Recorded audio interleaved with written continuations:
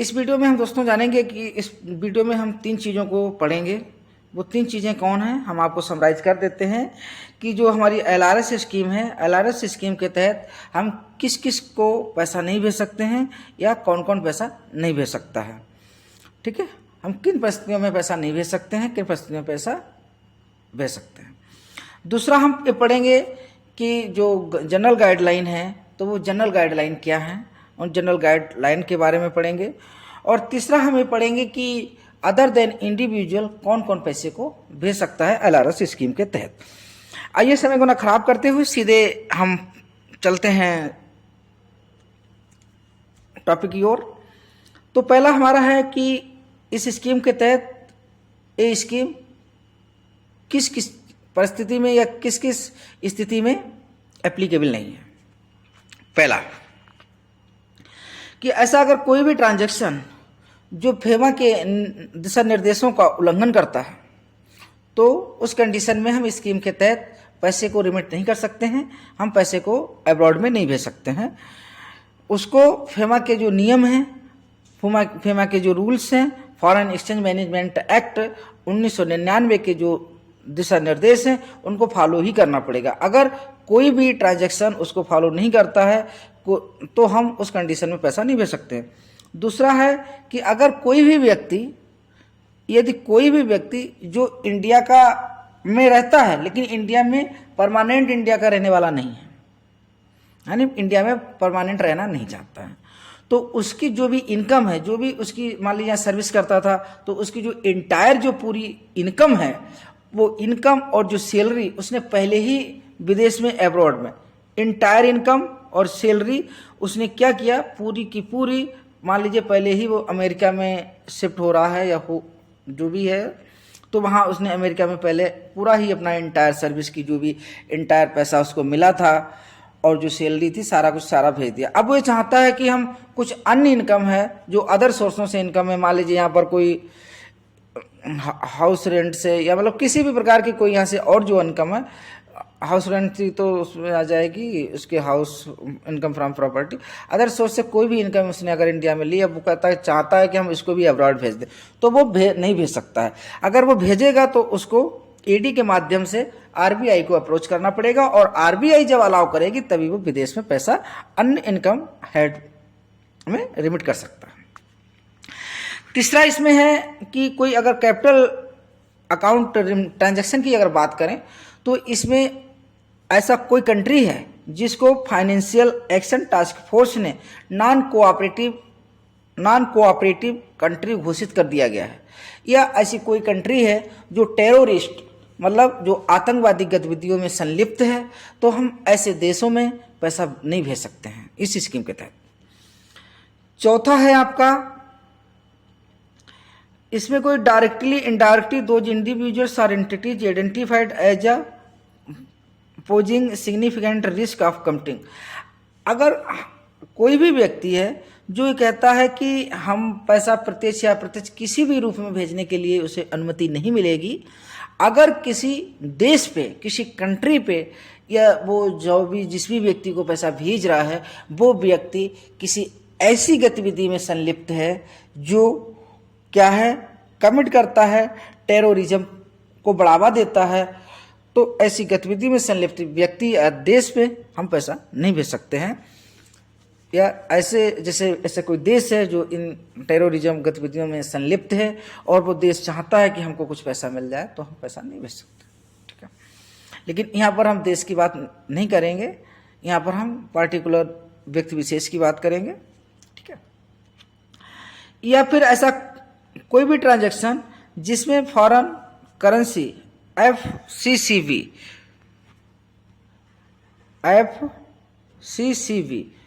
Foreign currency convertible bond, या कोई ऐसा व्यक्ति है जो फॉरेन में फॉरेन करेंसी कन्वर्टिबल बॉन्ड खरीदना चाहता है, तो उसके लिए भी हम पैसा नहीं भेजेंगे। आपका छठा है कि कोई है जो फॉरेन एक्सचेंज में अब्रॉड में यानी अदर देन इंडिया से बाहर अगर कोई इंडियन रेजिडेंट है, वो ये चाहता है कि हम फॉरेन एक्सचेंज में ट्रेड करें इंडिया से बाहर, यानी अमेरिका के फॉरेन एक्सचेंज में वहाँ पर जाकर के ट्रेड करें, तो उसके लिए भी पैसा हम नहीं भेजेंगे। अब इसके बाद में हम देखेंगे कि अदर गाइडलाइन क्या हैं। उन अदर गाइडलाइनों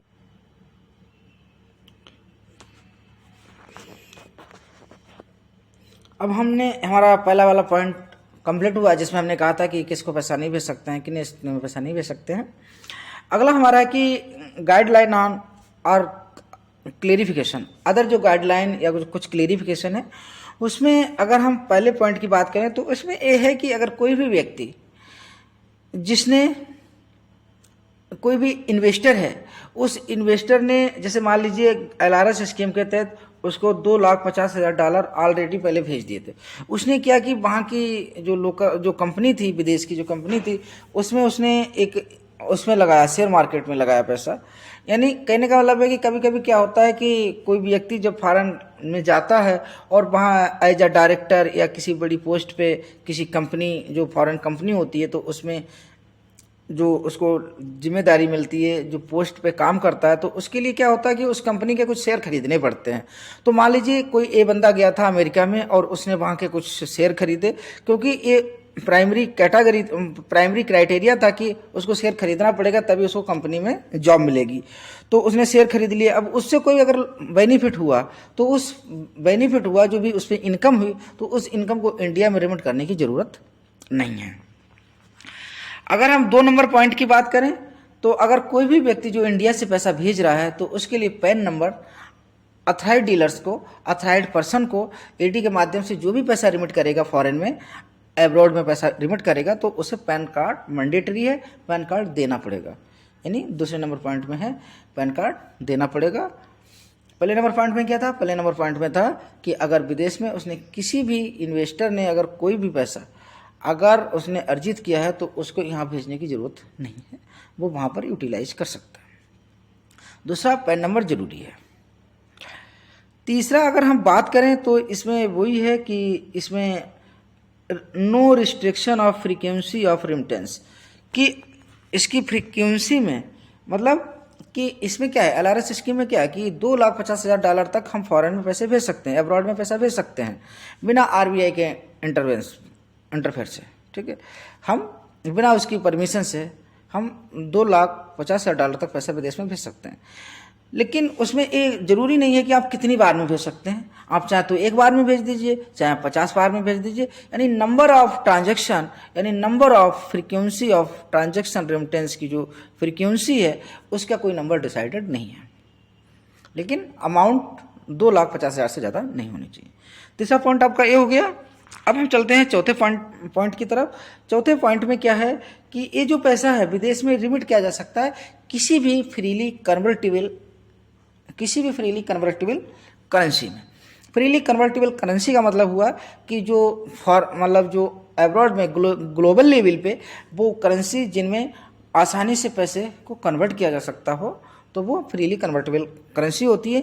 जैसे कि हम बात करें अमेरिकी डॉलर हो गया, कनाडियन डॉलर हो गया, ऑस्ट्रेलिया डॉलर हो गया, ग्रेट ब्रिटेन पॉइंट हो गया, जापानीज येन हो गया, यूरो हो गया, ये सारे जो करेंसी हैं तो वो फ्रीली कन्वर्टेबल करेंसी है। यानी इन फ्रीली जो कन्वर्टेबल करेंसी है उनमें हम पैसे को फॉरेन में भेज सकते हैं। पांचवा, इसमें जो मोस्ट इम्पॉर्टेंट है, ये एग्जाम में आने के चांसेस बहुत ज़्यादा रहते हैं कि अगर वो मॉरिशस में, अगर पाकिस्तान में कोई भी पैसा रिमिट करता है करंट ट्रांजैक्शन में, तो उसमें कोई भी रिस्ट्रिक्शन नहीं है, करंट अकाउंट ट्रांजैक्शन वो कर सकता है। अगला है जो छोटा जो 6 नंबर है पॉइंट। तो 6 नंबर पॉइंट में क्या है कि USD डॉलर जो है वो 2,50,000 तक हम भेज सकते हैं, फॉरेन में एब्रॉड में भेज सकते हैं। इसके लिए कोई मतलब ऐसा नहीं है कि कोई जो अथराइड डीलर है या जो अथराइड पर्सन है। अथराइड डीलर्स कौन से होते हैं? वही बैंकें हो गई हैं या बाहर का भी कोई फाइनेंशियल इंस्टीट्यूशन भी हो सकता है। तो वो पैसा भेजने के लिए उसमें कोई रेटिंग नहीं है कि इस बंदे की ये रेटिंग होगी तभी उसको पैसा फॉरेन में भेज सकता है। इसके लिए कोई रेटिंग की ज़रूरत नहीं है, लेकिन फिर भी उसकी जो KYC है, ड्यू डिलिजेंस है, वो करना अनिवार्य है।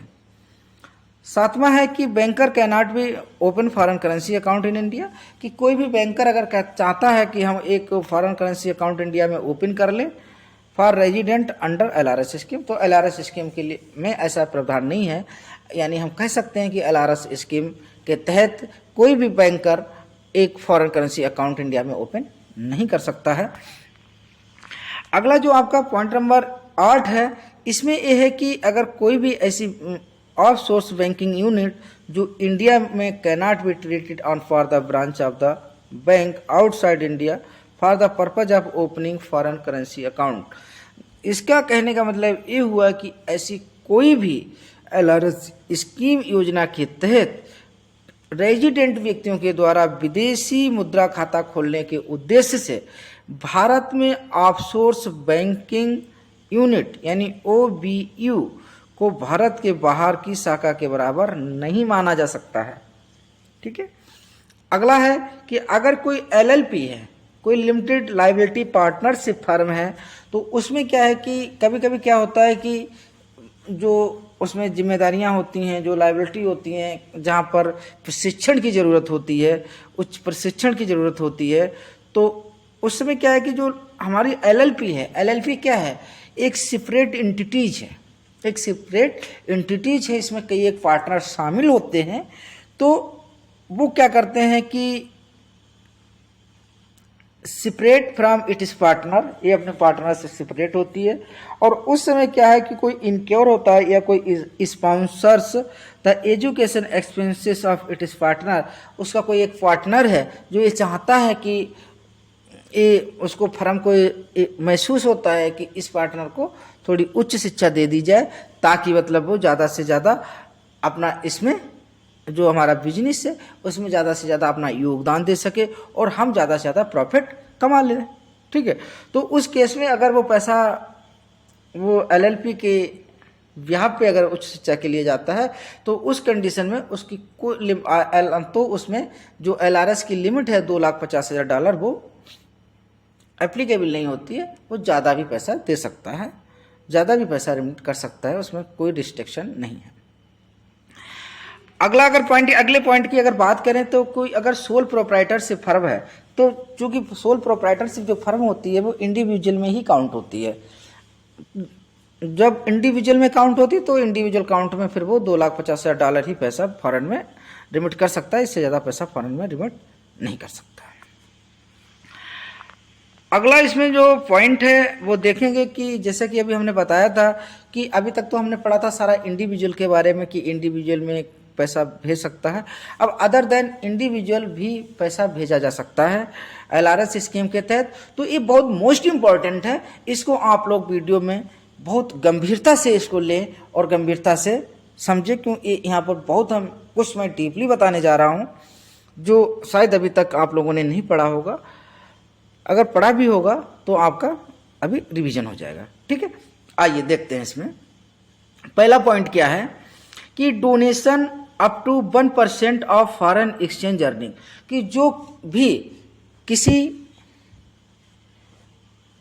व्यक्ति फर्म संस्था को अगर फॉरेन एक्सचेंज अर्निंग का 1% और फॉरेन एक्सचेंज अर्निंग का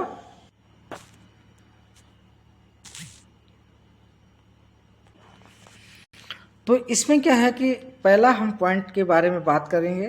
पहला पॉइंट हमारा है कि 1% जो फॉरेन एक्सचेंज अर्निंग हो रही है उसका 1% या USD डॉलर 50 लाख, 1% या USD डॉलर 50 लाख, दोनों में से जो कम है उसको भेजा जा सकता है। कहने का मतलब ये हुआ कि अगर कोई भी फॉरेन एक्सचेंज अर्निंग हमको होती है, जैसे हम यहाँ पर उदाहरण से समझते हैं कि मान लीजिए हमको 1 करोड़ का वो हुआ है, 1 करोड़ का फॉरेन एक्सचेंज हमें अर्निंग हुई है, तो 1 करोड़ का 1% कितना हुआ, 1 लाख हुआ, और यहाँ पर कह रहा है 50 लाख USD डॉलर तक भेज सकता है। तो 1 करोड़ का 1 लाख, तो 1 लाख या 50 लाख डॉलर जो है उन दोनों में से जो कम है वो भेज सकते हैं। यानी कि कमीशन का 1% या 50 लाख से जो कम है उसको एज आ रेमिटेंस LRS स्कीम के तहत भेज सकते हैं। और इसमें 3 कंडीशनें हैं। वो 3 कंडीशनें क्या हैं कि ये हो सकता है कि जो हम डोनेशन दे रहे हैं उस डोनेशन को एक रेप्यूटेड एजुकेशन में जो चेयर वगैरह खरीदने के लिए दे सकते हैं। Contribution to fund promoted to the educational institutions, जो एजुकेशन इंस्टीट्यूट है उसको प्रमोट करने के लिए हम फंड दे सकते हैं। उसकी चेयर का जो इंफ्रास्ट्रक्चर है उसके लिए हम दे सकते हैं। तीसरा जो हमारा है वो है कि जो एजुकेशन इंस्टीट्यूशन है उस एजुकेशन इंस्टीट्यूट के टेक्निकल विकास के लिए हम दे सकते हैं। पहला पॉइंट आई थिंक समझ में आ गया होगा। पहला पॉइंट समझ में आ गया होगा कि जो हमारी फॉरेन एक्सचेंज अर्निंग है उसका 1% या 50 लाख डॉलर दोनों में से जो कम है वो हम रिमिट कर सकते हैं, और रिमिट कर सकते हैं डोनेशन के तहत, यानी हम डोनेशन दे सकते हैं। ठीक है, इस डोनेशन में भी हमने आपको बता दिया कि एक वो रेप्यूटेड चाहे तो चेयर वगैरह खरीदने के लिए है, इसको प्रमोट करने के लिए, उसमें कोई टेक्निकल अपडेट करने के लिए, टेक्नोलॉजी अपग्रेड करने के लिए। नेक्स्ट जो दूसरा है वो बहुत इंपॉर्टेंट है, इसको ध्यान दें। कमीशन पर transaction to agent abroad for sale residential flats और कमर्शियल प्लॉट इन इंडिया।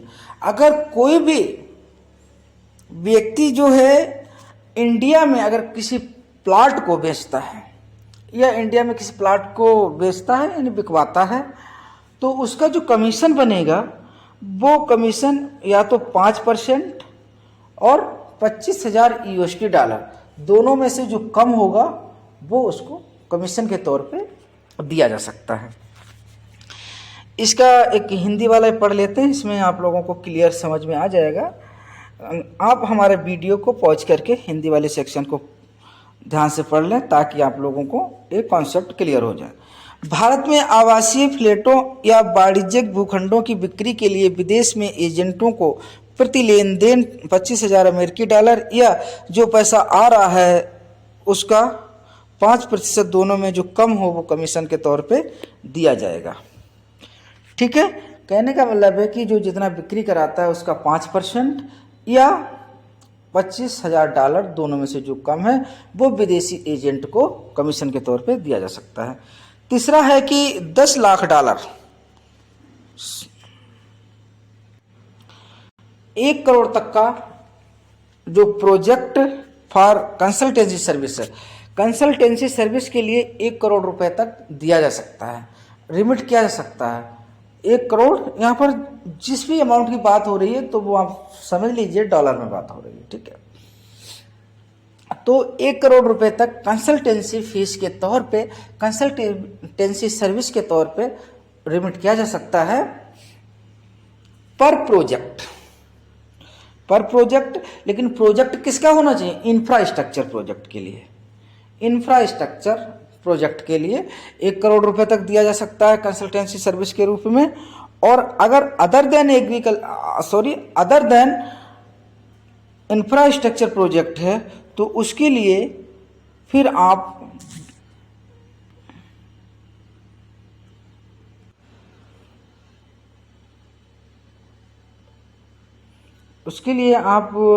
एक करोड़ तक तो आप प्रोजेक्ट उसको दे सकते हैं जो इंफ्रास्ट्रक्चर के लिए है कंसल्टेंसी सर्विस के रूप में, और 10 लाख तक हम दे सकते हैं other than consultancy service infrastructure के अलावा दूसरा है तो उसमें 10 लाख तक दे सकते हैं। आगे बात करते हैं, चौथा नंबर पॉइंट है, इसमें है कि अगर कोई भी remittance up to 5% of investment brought into India, कि इंडिया में अगर ऐसा कोई रिमिटेंस आ रहा है या USD डॉलर 1,000 रुपया दोनों में से जो कम है, by entity in India by way of reimbursement of pre incorporation expenses, कि जो इंडियन की जो कोई भी एंटिटी है वो जो विदेश से जो पैसा आ रहा है, ठीक है, यानी उसकी मेहनत से, उसकी सहयोग से अगर जो पैसा आ रहा है तो उसका 5% या 1 लाख डॉलर दोनों में से जो कम है वो एज एक्सपेंसेस के तौर पर पेएबल होगा। ओके, आइए हम चलते हैं नेक्स्ट पॉइंट की ओर।